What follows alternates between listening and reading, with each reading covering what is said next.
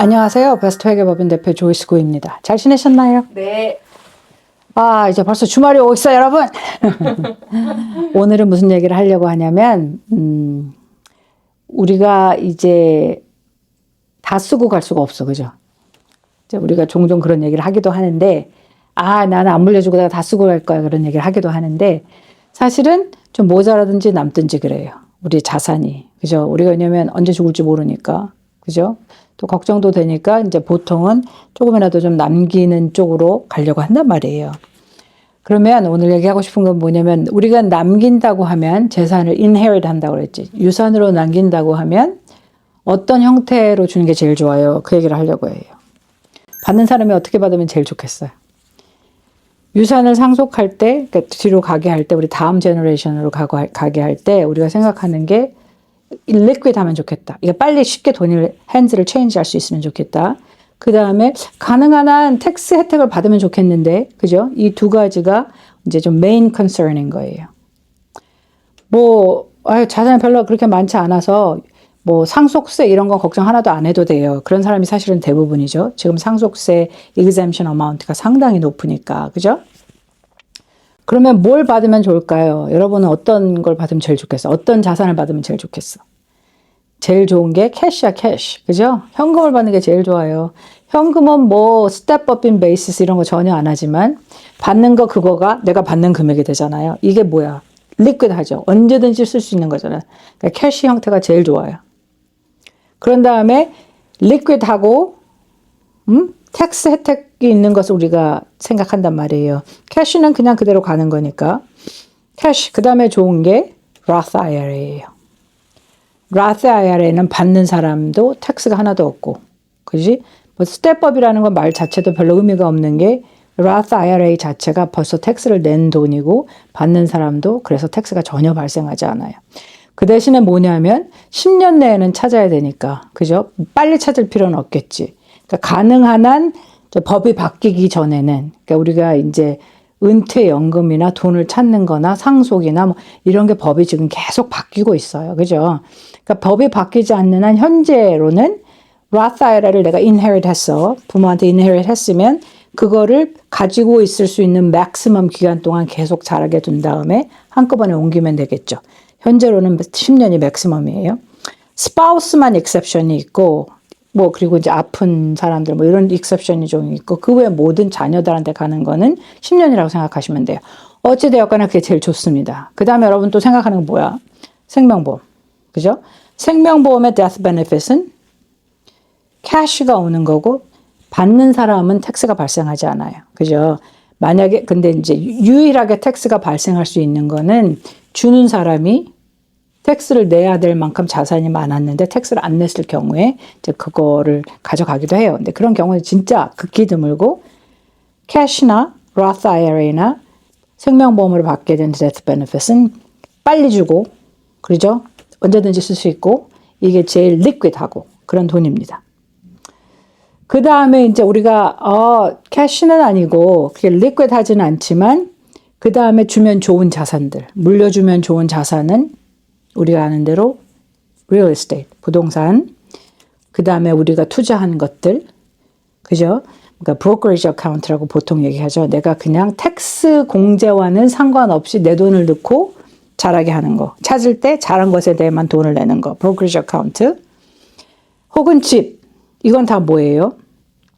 스탁이나 반드나 펀드나 무엇이 되었든지 간에 죽으면 그때 이 사람은 cost basis, 살 때 금액은 작았다고 하더라도 죽은 날 market value가 상속되는 사람들한테는 이제 그게 cost basis가 되는 거예요. 예를 들어 봅시다. 집을 엄마 아빠가 10만에 샀는데 돌아가셔서 나한테 왔는데 지금 현재 value가 1 million이야. 그럼 90만 불에 대한 개인이 있지만 내가 이걸 상속받은 날 그때 market value가 내 basis로 되거든요. 그러니까 step up in basis가 그 뜻이에요. 그러면 1 million이 됐어. 그 다음날 내가 돌아서서 팔았어. 1 million에 팔았으면 어떻게 돼요? 개인이 하나도 없게 되는 거예요. step up in basis가 그렇게 되고 스탁이나 반드나 마찬가지죠. 펀드들도 부모님이 살 때는 쌌어. 예를 들어 스탁 하나에 10불이었어요. 근데 돌아가실 때는 그게 100불이었어. 그러면 하나에 90불 게인이 생겼잖아요. 근데 이것도 스텝 업 인 베이시스가 돼서 내가 받은 다음에 돌아서서 100불에 팔면 게인이 하나도 없어지는 거예요. 그래서 그런 대단한 혜택이 있어요. 받는 입장에서는. 그러니까 이것도 되게 좋은 자산이죠. 스텝 업 인 베이시스가 되고. 안 좋은 건 뭐겠어요, 여러분? 우리가 스텝 업 인 베이시스 얘기만을 많이 하니까 다 이렇게 올라간다고 생각하는데 올라가지 않는 자산들도 있고, 사실 제 손님 중에는 여러 주에 손님들이 있다 보니까 어떤 분들은 어떤 부동산을 수십 년 전에 샀는데 밸류가 오히려 내려간 것도 있어요. 밸류가 오히려 내려간 것도 있으면 뭐야? 그 1밀리언에 샀는데 예를 들어 지금 inherit 내가 상속 받을 때 50만 불이면 그 밸류가 50만 불인 거예요. 그래서 뭐 혜택은 뭐 당연히 그치 잃어버리는 거가 되는 거고 그 금액이. 여기서 또 중요한 거는 뭐냐면 특히 부동산은 레지던셜이건 커머셜이건 간에 그 밸류가 내려가는 거는 다른 이유들이 있는 거란 말이죠. 그치? 이카노미가 그 장소 에리아에 있는 경제에 뭐가 문제가 있다든가 그 에리아가 뭐 변하고 있다든가 더 이상 뭐가 안 되고 있다거나 그렇죠? 그러니까 이거는 어떻게 보면은 그렇게 환영할 만한 자산이 안 되기도 해요. 그러니까 좀 조사를 해봐야 되겠죠, 그죠? 그게 있고 또 하나는 뭐냐면 이제 우리가 mortgage, 우리가 이제 real estate 얘기를 하다 보니까 우리 예전에 그런 적 있었지. 우리 서프라임 나기 전에 집값이 어떻게 됐어요? 엄청나게 올라갔잖아. 그런 다음에 집값이 어떻게 돼? 확 떨어졌잖아. 그러면 이때 mortgage를 한 사람이 있을 거 아니에요. 업사이드 다운 하우스가 된 거지. 그러면 집의 가치보다 빚이 훨씬 많아. 인헤리트를 해야 되겠어, 안 해야 되겠어요, 여러분? 이 빚을 떠안을 수는 없는 거예요. 그러니까 말하자면 누가 이런 뭐 부동산을 준다고 하는데 덥석 좋다고 사인할 일은 아니라는 거지. 아시겠죠? appreciate 한 거는 가치가 있지만 그죠? 내 집의 가치보다 론이 많으면 받으면 안 되겠지. 빚을 갚아야 되잖아, 여러분. 그런 면들이 있어요. 그리고 또 이제 이제 받으면 좋은 거 IRA를 받겠죠. 401k를 이제 그러신 분들도 꽤 있어요. 이제 뭐냐면 돌아가셨는데 사실 본인들은 IRA 자체를 못 쓰고 돌아가신 분들도 계시거든요. 그러면 IRA, traditional IRA를 말하는 거지. IRA나 뭐 401k나 이런 걸 이제 받게 된단 말이에요. 스파우스가 받게 되면 문제가 없어요. 그냥 그렇게 진행되는 거니까. 근데 스파우스 외에 자녀들이 받는다고 가정할 경우에는 그 IRA 같은 거는 받는 돈 자체가 다 ordinary income이잖아요.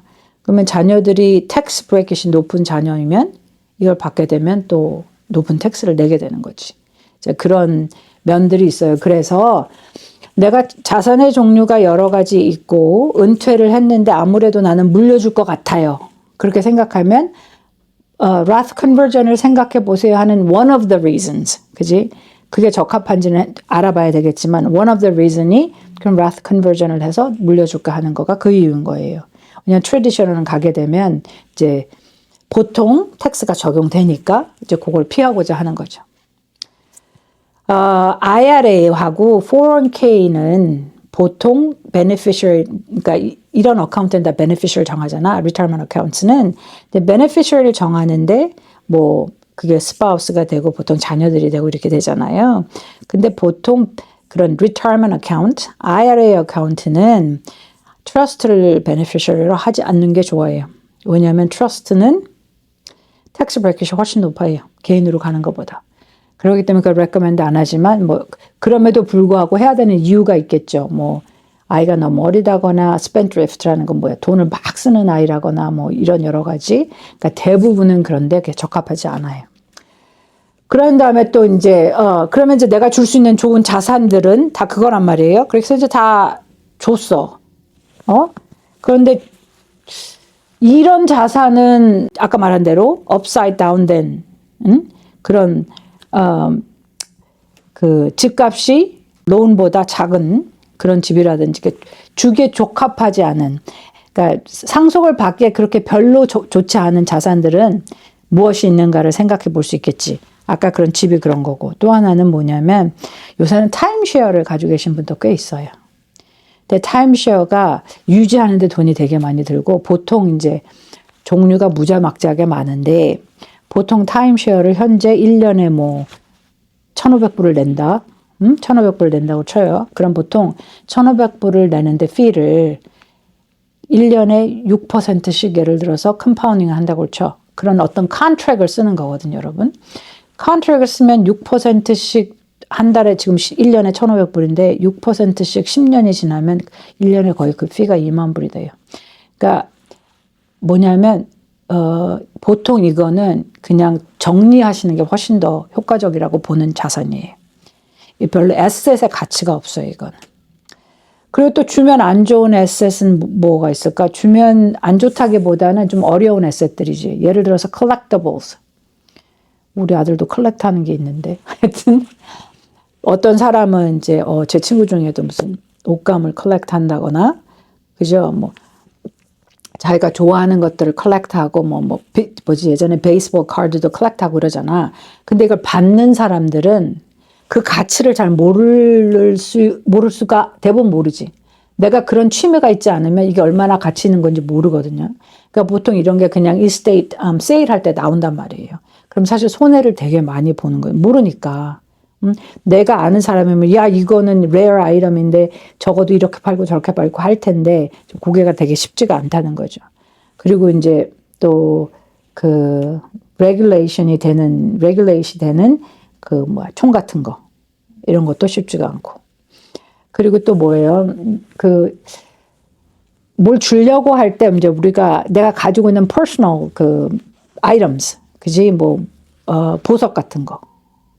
예를 들어서 내가 특별히 좋아하는 차이나 같은 거 이런 거 여러 가지 있잖아요. 그런 거는 가치를 매기기도 어렵고 그리고 이제 자녀가 여러 명일 경우에는 누구한테 어떻게 나눠줄지도 어렵고 그냥 가시면 싸워. 여러분 그래서 요건 좀 정리를 하시는 게 좋지 않을까 하는 생각을 합니다. 그러니까 자녀들이 물론 다 받으면 좋은데 그 자녀들의 페이즈에 따라서 자녀들이 어떤 경우는 지금 학생일 수 있고 또 어떤 경우는 지금 막 결혼한 사람일 수 있고 그잖아요. 아니면 이제 좀 장성한 40대 그럼 생각이 다 달라지고 가치가 다 달라져서 한 40대 되면 굉장히 좋아할 물건이 20대는 정말 별로 가치가 없다고 생각하는 경우도 되게 많거든요. 그러니까 이런 거는 좀 얘기를 하면 좋지 않을까 해요. 그 중에 이제 중요한 것 중에 하나가 뭐냐면 비즈니스 오너십이에요. 내가 부모가 비즈니스를 갖고 있어, 스몰 비즈니스를 갖고 있으면 이거를 이제 정리를 하시고 하셔야 되는데 그렇게 못하고 갑자기 돌아가시게 되면, 그죠? 그러면 이 비즈니스를, 팔기 어렵단 말이니까 무슨 얘기냐면 이게, private company잖아요. 그러니까 무슨 publicly traded 된 컴퍼니처럼 무슨 value가 정해지는 게 스탁 프라이스가 있는 게 아니잖아요. 그리고 이제 내가 어떤 비즈니스를 하느냐 이게 굉장히 좀 스페셜라이즈 된 거일 수도 있고 그러면 이게 팔기가 어렵고 당장 그러면 이제 이걸 누가 유지하고 누가 돌리겠냐 하는 문제가 생기는데 이게 또 자녀분이 1명, 2명, 3명 이렇게 늘어가게 되면 누구는 일을 한다 안 한다 누구는 팔자 말자 이게 되게 어려워져요. 그래서 이건 좀 정리를 미리 해놓으셔야 돼요. 어떻게 하면 좋은지. 그리고 이제 제 손님들 중에서도 이렇게 다른 스테이트에 베케이션 홈을 갖고 있기도 하고 땅을 갖고 계시기도 해요. 근데 요것도 한 케이스 중에 하나는 자녀가 6명이었는데 어떤 자녀는 거기 그 베케이션 홈에 내 어릴 때 추억, 그게 다 있으니까 나는 킵하고 싶다. 또 어떤 사람 싫다, 팔자. 팔고 내 몫을 줘라. 근데 이제 이 중에 킵하고 싶은 자녀가 돈이 많아서 그래 그럼 내가 너를 살게, 바이아웃을 하자 하면 좋은데 그게 안 될 경우에는 굉장히 쉽지 않더라고요. 나중에.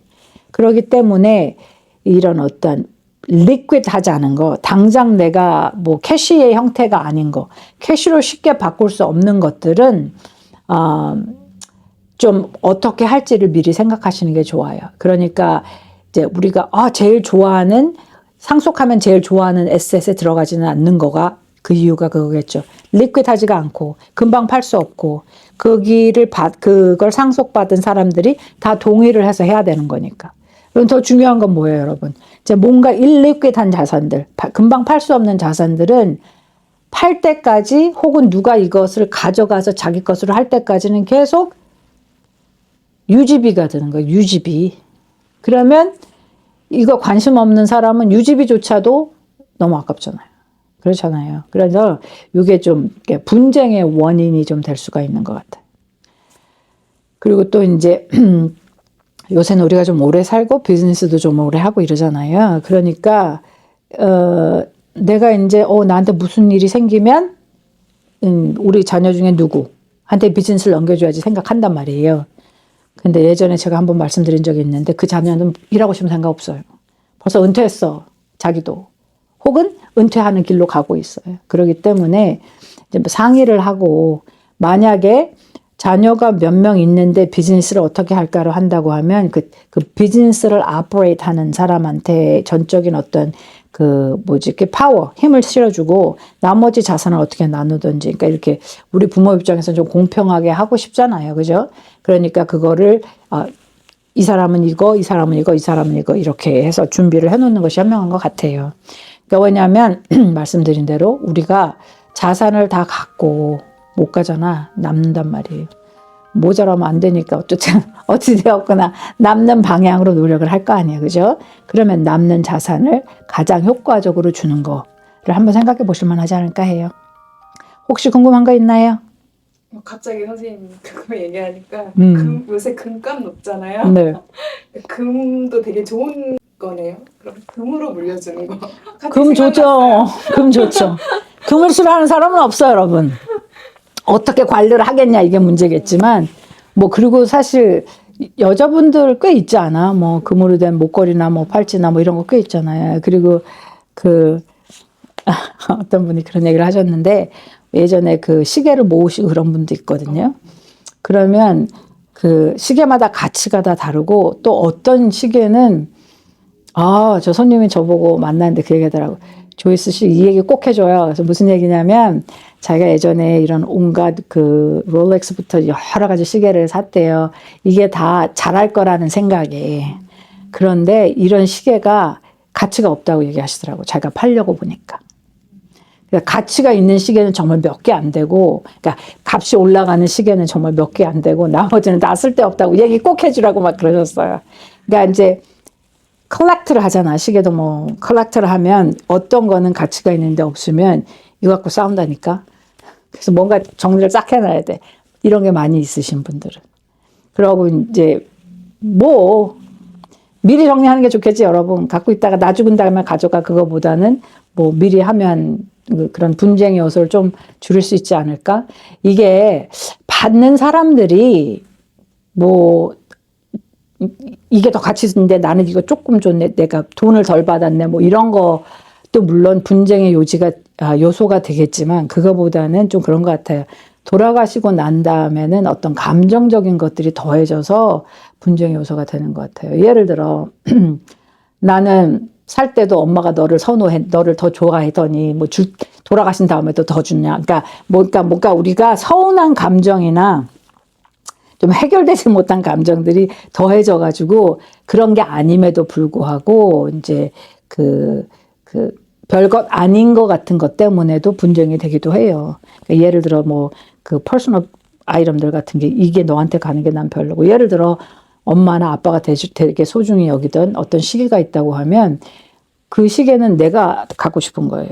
그런 그런 센티멘트가 있잖아. 그런 가치가 있잖아요. 그래서 얘기를 해보고 이렇게 나누는 게 좋은데 만약에 그렇지 않을 경우에는 웬만하면 우리가 liquidate 하기 쉬운, 그지? 돈으로나 뭘로 바꾸기 쉬운 자산으로 주는 것이 속편하다. 그런 얘기가 되겠습니다.